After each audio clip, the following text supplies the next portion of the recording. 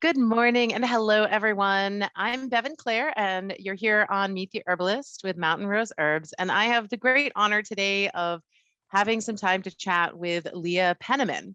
Many of you are probably familiar with Leah. So, good morning, Leah, and welcome. Good Uh, morning. Thanks so much for having me. and so, Leah is the co-director and farm manager. Has over 20 years of experience as a soil steward and food sovereignty activist. They've worked at the Food Project, Farm School, Many Hands Organic Farm, Youth Grow, and with farmers internationally in Ghana, Haiti, and Mexico. Lee co-founded Soulfire Farm, which is probably where you've heard of them most often, in 2010, with the mission to reclaim their inherent right to the inherent right to belong to the earth and have agency in the food system as Black and Brown people. Her areas of leadership at Soulfire include farmer training, international solidarity, perennials, writing, speaking, making it rain, and anything that involves heavy lifting, sweat, and soil. Lee's book, Farming While Black, is a love song for the earth and her peoples. And I know that many herbalists are familiar with you from your work speaking at the International Herb Symposium and the American Herbalist Guild. And it's just fantastic to get to know you a little bit more. So the idea today is that this isn't necessarily as much about herbalism or learning about tools and techniques. It's about finding out a little bit about you and how you got here and all those shoulders you stand on and so on.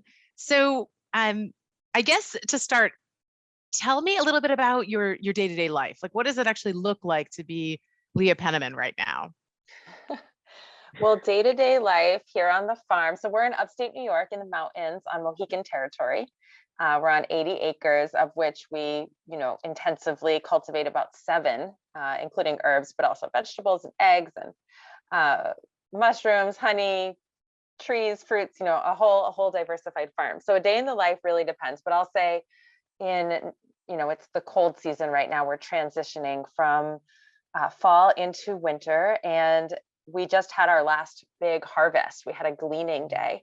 And so my day looks like, getting up while it's still dark this time of year, doing as many emails and documents and, administrative things as I can possibly do before the sun comes up, doing an early dawn run, and then heading outside. And we had a chance to host a few wonderful families, lots of children on the land, and they just got to stuff their bags with oregano and bee balm and mint and lemon balm, as well as all kinds of vegetables like, cabbage and turnips and maize and squash, and take that home before we do some mowing and pruning and getting ready for next year.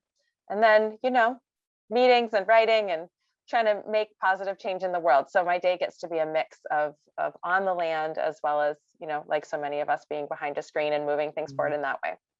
Yeah, it's an interesting blend for sure. I think that a question that I often like to consider is if your ancestors were to look back at what you're doing right now, or they look forward at what you're doing right now, how much of it do you think that they would recognize, and how much do you think they'd be like, "What is happening here?" Well, I would say the foundational idea behind Soulfire Farm is to honor, uplift, and carry forward the work of our ancestors. So we often talk about our ancestral grandmothers who braided seeds into their hair before being forced onto transatlantic slave ships, and how they believed against odds in the future on soil and brought that seed that we have inherited.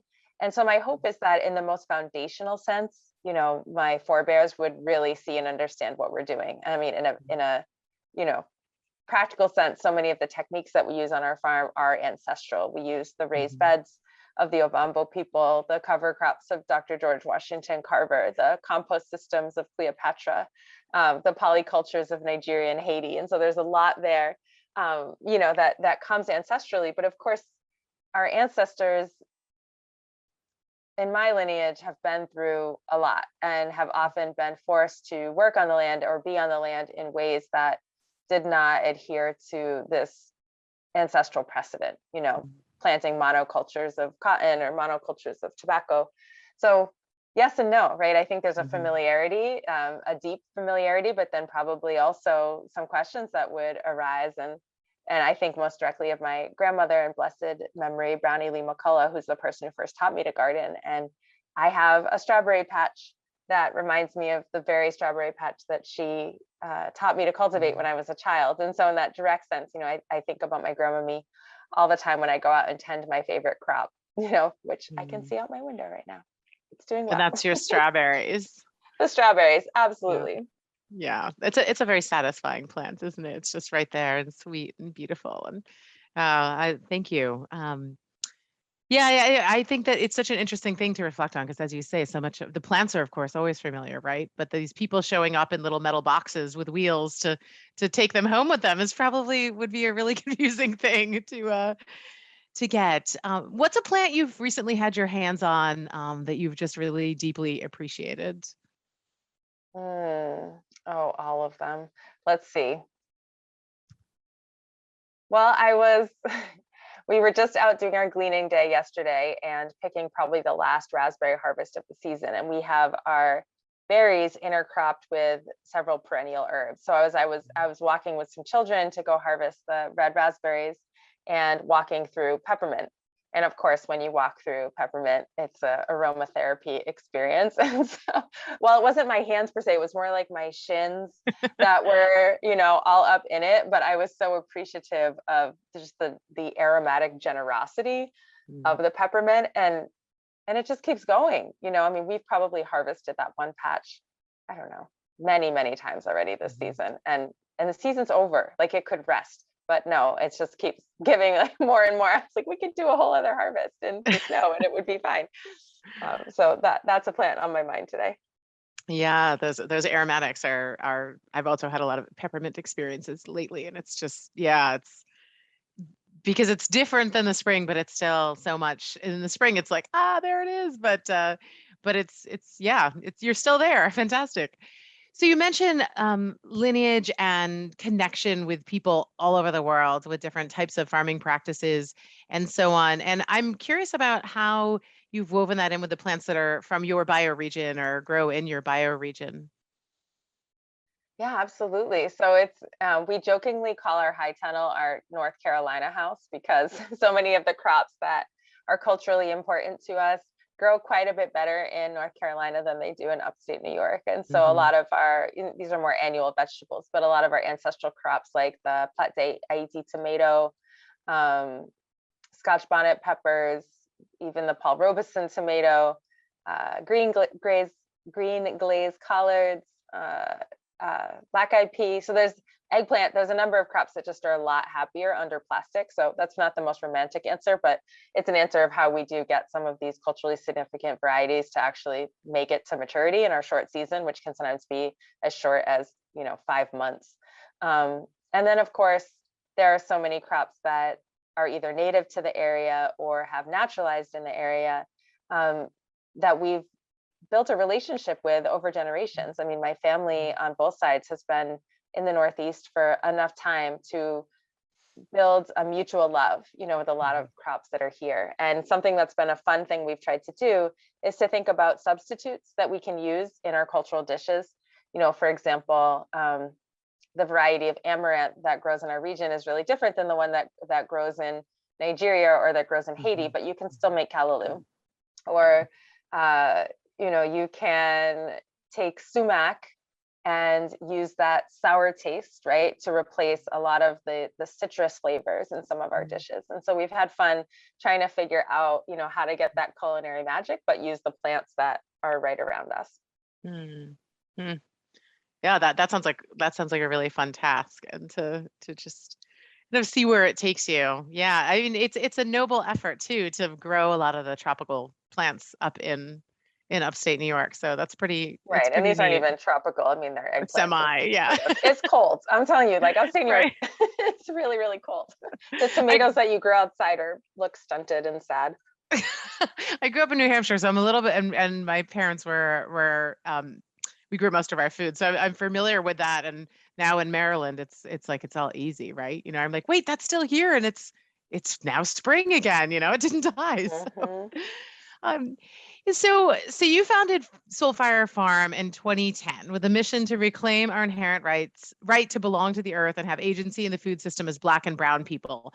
As an outsider and a person who is not a Black or Brown person, I've, absolutely been fascinated to watch in what I would perceive as increased visibility around this over the last, especially 5 years, in articles in New York Times and all over TikTok and so on. But I may, not be in the know, but I'm wondering where you feel like this has started from back in 2010 and where it is now, where you think it's going. Is it, what's this path like? Oh my goodness, so much to say about that. So maybe just for a little bit of context for folks who aren't as familiar, and hopefully this is not a surprise, but our food system is pretty riddled with racism and white supremacy. So if you look at land ownership in this country, 98% of land by value is white owned, which is a higher percentage than ever. Farm workers, who are almost entirely people of color in this country, mostly Latine, do not have the same protection under the law as other sectors, and experience wage theft and other abuses, no right to unionize or collectively bargain, no right to a day off or overtime pay. And of course, food distribution is really skewed, really skewed by race as well, with people of color disproportionately experiencing hunger and diet-related illness. So folks have been organizing around this for 500 years. So it's definitely not something that started in 2010. And I want to especially shout out some of the legacy Black farming organizations in the South that have been working so hard. So organizations like the Federation of Southern Cooperatives, the Land Loss Prevention Project, SAFON, these organizations have been going up against, excuse me one second. These organizations have been going up against the US Department of Agriculture, which is one of the main progenitors of racism against Black farmers, like denying loans and access, have also been challenging white supremacist groups like the Klan and the White Citizens Council, who have driven Black farmers off their land. And, if folks are interested in learning more, there's a lot of literature. I just saw The Nation actually put out an article just this month, about this, in the Washington Post. So there's a lot of backstory that's probably beyond the scope of this interview, but it's important to know that this has been a long struggle. And it is true that there's been some heightened visibility recently with what I hope is a permanent uptick in public consciousness around anti-Black racism, and also about the food system not really serving humans or the earth. In fact, oftentimes undermining the well-being of humans and the earth. And what I'm noticing, Soulfire Farm, our lane really is this rising generation of younger Black and Brown farmers, especially on the end of the trails of the Great Migration. So folks in the Northeast and the Midwest, who've urbanized and are wanting to go back to a rural lifestyle. And what I've noticed is that, in the time that since we opened Soulfire Farm in 2010, the interest in being trained as a farmer has greatly increased. All of our programs, including our week-long immersion, which is the most popular one, have long waiting lists of folks who want to get in. And there's a lot of buzz. Our alumni and our sibling organizations have been starting farms and joining and improving farms. And I'm experiencing just a ton of momentum around this belief that we have a right to belong to the earth and a right to have agency in our own food system, and that one of the ways to do that is to return to the land and to get engaged in agriculture. Mm-hmm. Thank you for sharing all that, especially the background and how, if people are just becoming aware of some of these movements, that there's this extremely long lineage. So for folks who are those landowners that you mentioned, that 98%, what are some ways that they could take action to make some changes here? Absolutely. So yeah, my belief is that all of us who eat food and live on land are responsible for taking action to heal the food system. And there are so many ways to engage. So I'll mention that if you go to soulfirefarm.org, our website, there's an action guide that has hundreds of ideas. So I'll just mention a few, but folks should definitely check that out if you're interested. But one of them is to be part of the land back movement. So Indigenous people have been calling for return of land in their traditional homelands, literally turning over deeds, to tribal governments or to land trusts that are Native led. So that's something that we definitely encourage, getting involved with Land Back, or at least getting involved with the voluntary Shumi land tax movement, where people are paying taxes to the native folks who are the rightful stewards of the land. That's one way to engage. Another way to engage is legislatively. There's a number of pieces of legislation that are out there that need support, that would support Black and brown farmers in being able to access land and credit and capital and training. One of these is the Justice for Black Farmers Act of 2020. Another is the Fairness for Farm Workers Act. So, educating yourself about that policy and, talking to your legislators is another really important way to engage. And then a third thing that I'll mention is that in collaboration with the Northeast Farmers of Color Land Trust, we created a reparations map. And that map is on both of our websites, NEFOC and Soulfire Farm. And you can click around and see Black and brown led land projects and aspiring land projects, and see what kind of support they need, and go ahead and reach out and offer that, whether it's monetary support, volunteering, technical assistance. So that's another way to engage and get involved. Great. So that's some really concrete steps that we can add some links in some of the materials that we send out, and so on, so people can really jump in on all different levels. So that is great. Thank you for that. So you've been doing this for a while, and if you were to go back and talk to yourself when you were just really starting out on this, or when the inkling to really put your energy behind this became front and center, what advice would you give yourself? What would you like to tell yourself now?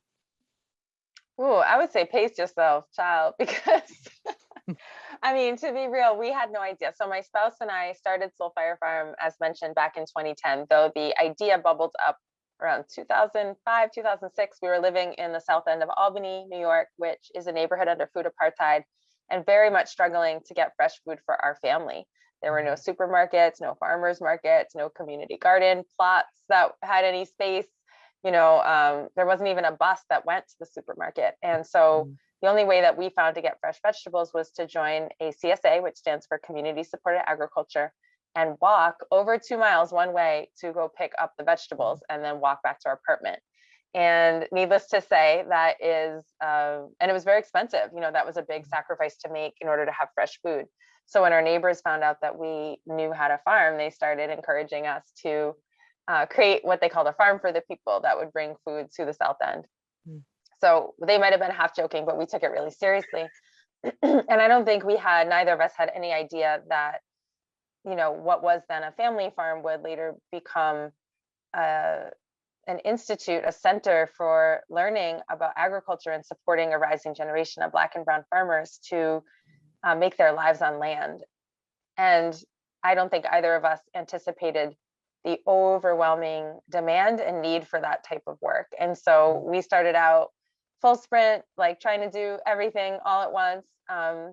And now looking back over a decade later, what I would probably tell that self is, you're in for something that's more than what you're anticipating. And so pace yourself, because you're not going to be able to meet all the needs and demands that are coming your way all at the same time and still be healthy and whole and in the work for the long run. So, take a deep breath and one foot in front of the other. Good advice. Good advice. When you have those giant visions and you don't know whether it's just going to be this like little short thing that you do, or if it's going to be completely all encompassing and, take up your whole world.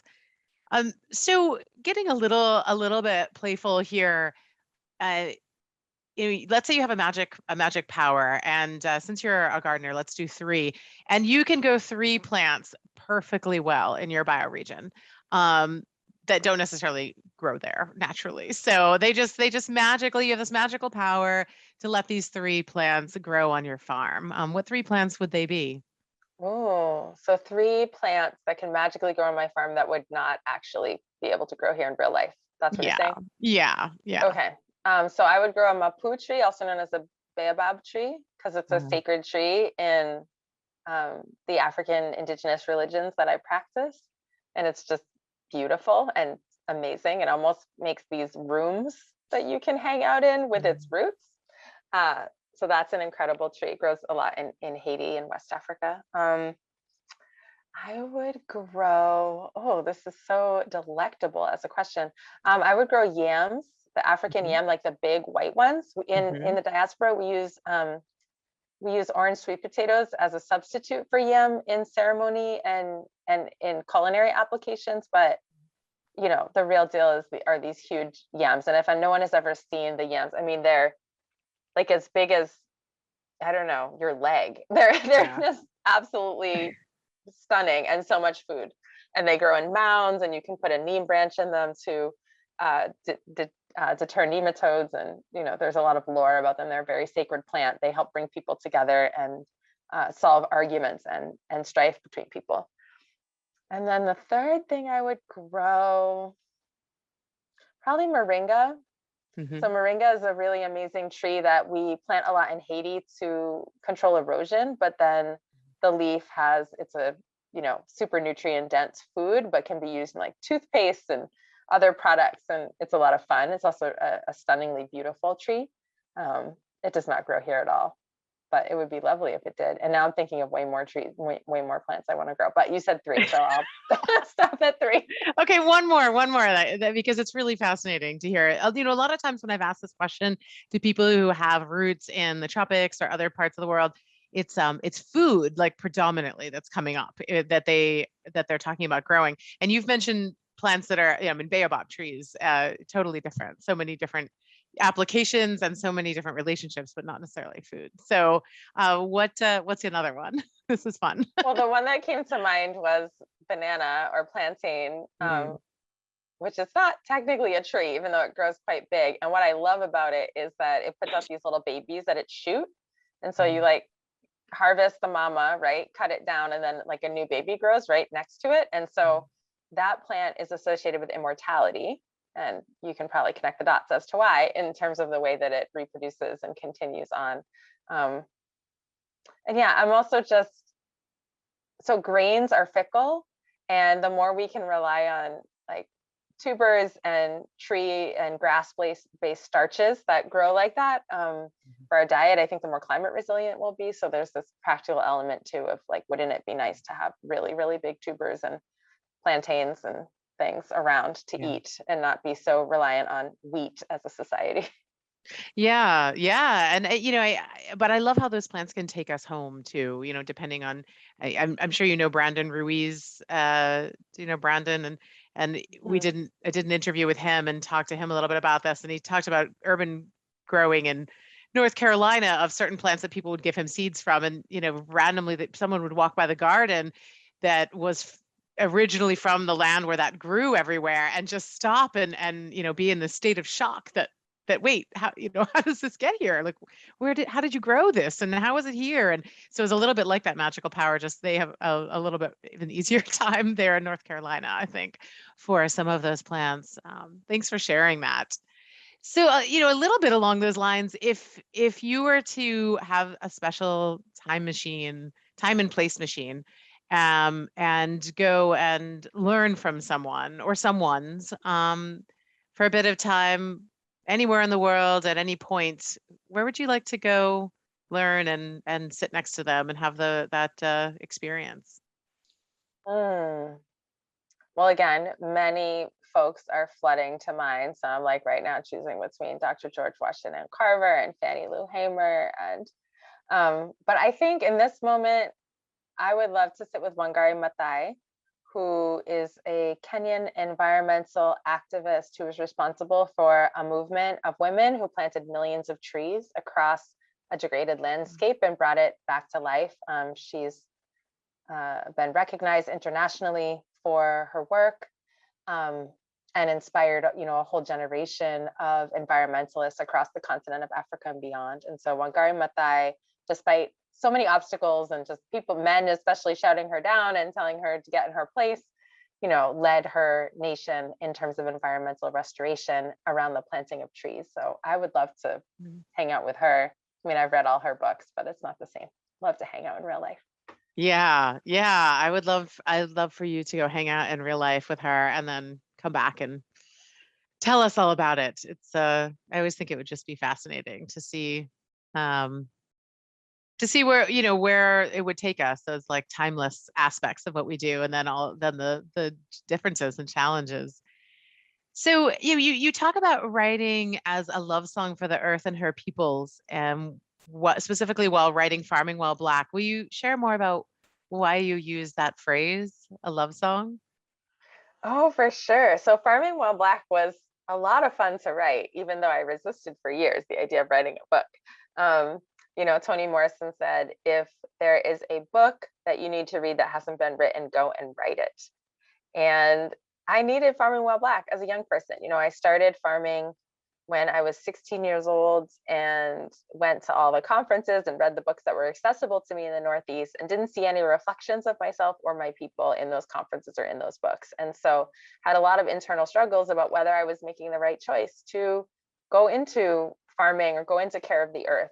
I had no idea at the time that organic agriculture itself had come out of Black and Indigenous community. I had no idea that the environmental movement was rooted in Black and Indigenous community. I sort of bought the whitewashed version of these histories. And fortunately, Karen Washington, who's a mentor of mine and now the president of our board of directors at Soul Fire Farm, met me as a young person and encouraged me not to give up. Was really like, this is our history. We belong here. We'll have our own conferences and our own books one day, just hold on. And that kept me going.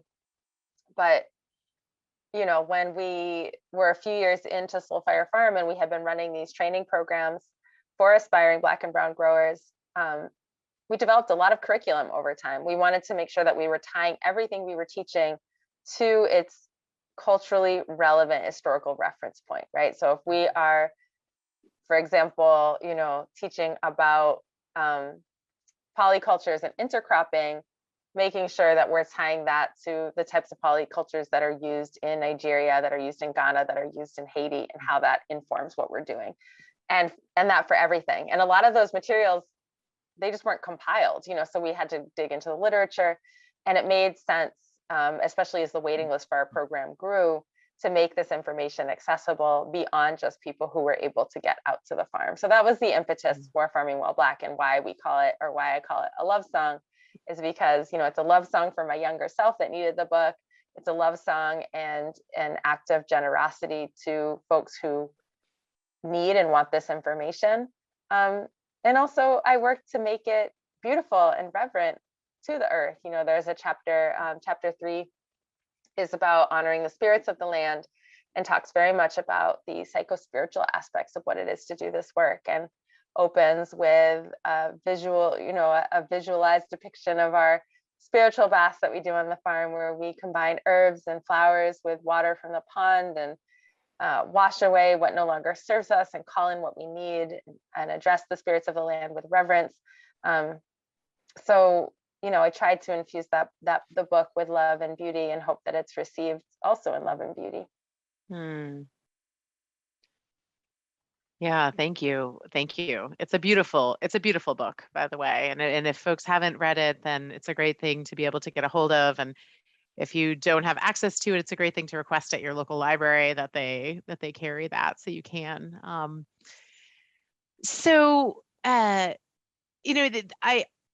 From an outsider perspective, I think that there's, as you're saying, more and more Black and brown folks who are there signing up for your programs, trying, getting your book, like finding out that they're not alone, that these ideas of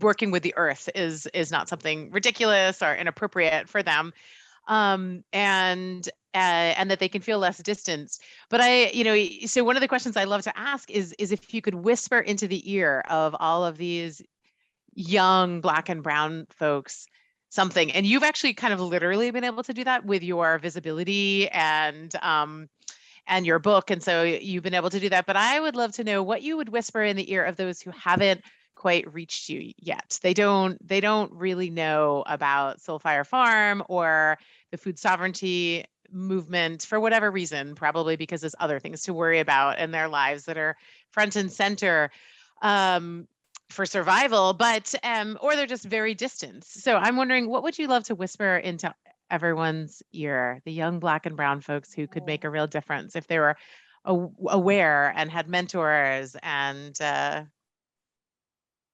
Oh, it's such a good question. I mean, you are right that there is a lot of visibility right now of Farming While Black and Soul Fire Farm. And so that reach is there.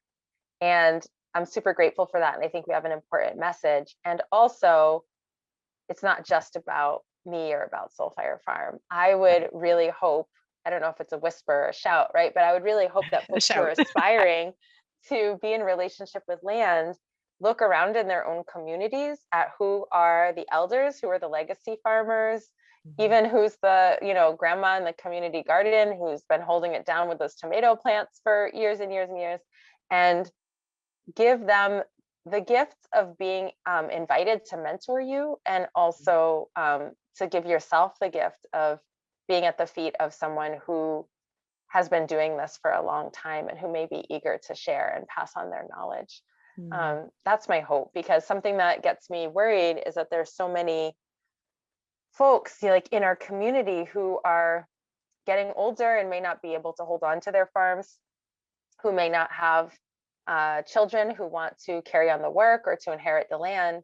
And then young folks who are striking out and trying to do it on their own and having trouble accessing land and accessing knowledge. And how can we make those connections and bring those folks together, right? So there really is a passing down. We talked earlier about the seeds that our ancestral grandmothers braided in their hair before being forced onto slave ships. And so how do those seeds literally get passed from generation to generation without having this need to reinvent or to, find resources on our own with every generation? So what I'm hearing you saying is that it's not that everyone who's interested in this should flock to Soul Fire Farm and get on the ever-growing waiting list. It's that, look to your own communities, that there may be people who are maybe less visible, who have Black and Brown folks who have their own land and would love to have a little help and assistance and sit at their knee and learn, and Absolutely. those relationships. Yeah, that Absolutely. sounds really, really poignant and important and beautiful. I think those of us who are more visible, people often are like, oh, I want to study with that person or this person, but and then a lot of the times we want to go study with the people who are less visible and who are just actually hands in the dirt all the time. So so I love Absolutely. And that. we all have different things to offer. I mean, Soul Fire Farm does a very particular type of agriculture in a very particular bioregion with particular techniques. And we love what we do and we're proud of it and happy to share it, but we're not expert rice farmers. We're not expert livestock farmers. We're baby beekeepers. So, I think it's also important to remember that diversity is resiliency in an ecosystem and an agro ecosystem. So we need folks training in all of these different areas in order to make sure that that next generation is equipped to, to carry on our agrarian ways. I love that. I have one last question, and that is, what is something you've changed your mind about in the last, since you've really started this work, something that you were probably pretty steadfast in one way, and now you've reconsidered that? Something, well, I changed my mind a lot about a lot of things. Um, because as I had a friend of mine say this so perfectly recently. He said, God is still working on me. It's like, that is true. We are all a work in progress. I would say, well, I'll give you a micro and a macro. So technique wise, something I love about farming is that, every year, at least in our season, we get a hard, cold winter. It's like a restart. And so I get to reevaluate the techniques and technologies that I want to use. And so a big change is we had started out no-till when we were smaller. And then as our farm got larger, we really thought our only option was to go to a minimal tillage system. And then we're able to figure out a tarping and cover crop rotation to do no-till. So my belief that I had to switch in my mind was that if you scale up, then you have to mechanize. And so we were able to figure out a way to not go mechanical and not disrupt our soils. So that's sort of like a more, I don't know, nobody probably cares about that except the farmers. But I would say in a more like philosophical, something that I changed my mind in the pandemic was I think I was carrying a little bit of doubt and maybe some guilt about raising our children immersed in the farm. And the reason for that is I was looking at the way their peers who in urban areas got to experience, a much richer and more autonomous peer life, and also